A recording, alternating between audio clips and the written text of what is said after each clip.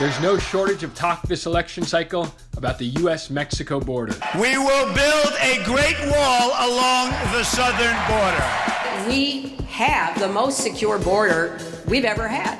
Apprehensions coming across the border are the lowest they've been in 40 years. Just days before the final presidential debate, we got exclusive access to bike one of the most heavily guarded sections of our border.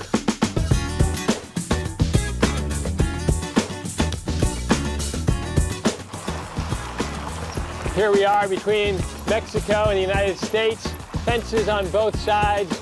We're going to talk to Border Patrol. How's it going, Agent Nielsen? Good. Thanks for showing me the border here. Yes, sir. What, we got Mexico right over there? That's Tijuana? Yeah, right on the other side of our primary fence is Mexico. And this is our secondary fence. We have about 13 miles of secondary fence. You can see there's a lot of cuts in it. Criminal organizations will cut holes in the fence and then send groups of people through them. Well, let's check these out then. Yeah. So it's right here, these big old squares. And yeah, slices. You can see a lot of these squares. These are our patches. And they'll make these cuts right here. And then kind of just kick it through? Bend it down, yeah. They'll bend it down so that the group can kind of make their way through the gap. Then they have to make their way north to a pickup site.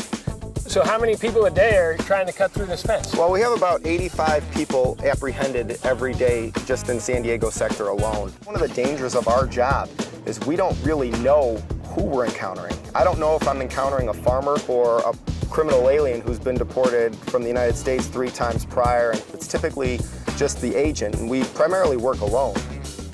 We're out here doing our job 24 hours a day, 7 days a week. When it comes to politics, once you go out to your area that you're working out here in the field, it's just about protecting the area that you're working that day and making sure that you go home safe at night. Next, we went to see what it's like to cross this border legally at San Ysidro.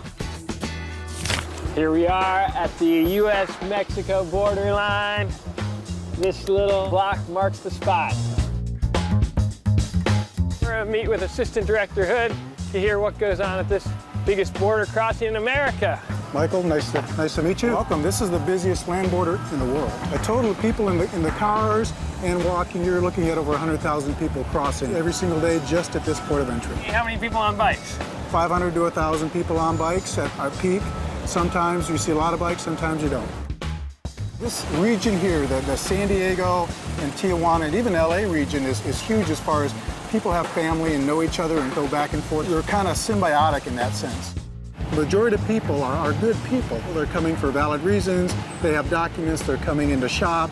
They're coming to school. They're coming to work. It's just you have a percentage of them who are here for other reasons and don't belong. So have you caught any criminals trying to come into the country?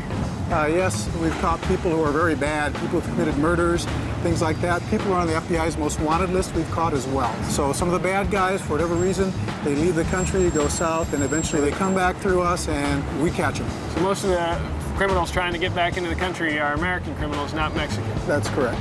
Wow, that's kind of surprising. Yep. We're looking for people who don't belong in this country, who don't have documents to come into the country. People are being smuggled. We're looking for all kinds of narcotics being smuggled into the country. So we're looking for anything that doesn't belong. Anywhere from 5 to 12 narcotic seizures occur in a 24-hour period. We're also looking at 150 aliens who are inadmissible per day, whether they don't have documents, whether they have fraudulent documents. Whatever it is, they don't have the proper documents to enter the USA. We have roving teams who are out in this traffic here. They're walking around with K-9 teams, screening, sniffing vehicles for narcotics. We're looking for signs of nervousness. We're looking for anything that doesn't fit. You know, people say it's intuition, but it's not intuition.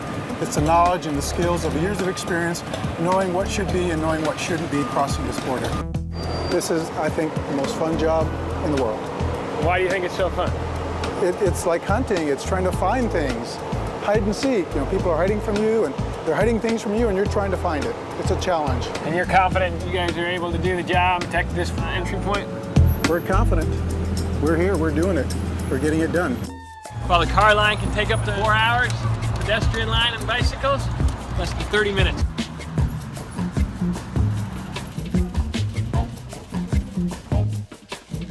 This is the pedestrian way to enter our country. Mexico behind me, and the U.S. ahead. Each day, 20,000 cross this border on foot, and some even on bicycles. I need a basket. You got a much prettier basket too. Finally made it across here, United States, big old flag, and Panda Express just across the way. You've got this great bike. Every day you come across the border on this thing? Yes, yes I do. And you feel like this is the best way to cross the border? Most definitely. I'm born here, so I just live over there. So you live over there? Yeah. I'm joining the military at the end of the year, so it's cheaper rent over there, and I'm saving quite a bit of money. So you're going to join the U.S. military. Army as a flight medic. And what do you think of the candidates in this election cycle? Oh, Lord Jesus. I like Hillary a lot more than I like Trump, that's for sure. She lives in Mexico, works here in the United States, and is about to serve in our armed forces. Yes, I am. All right, we're going to go with Sandra here, off to work. Lead the way. Good journey.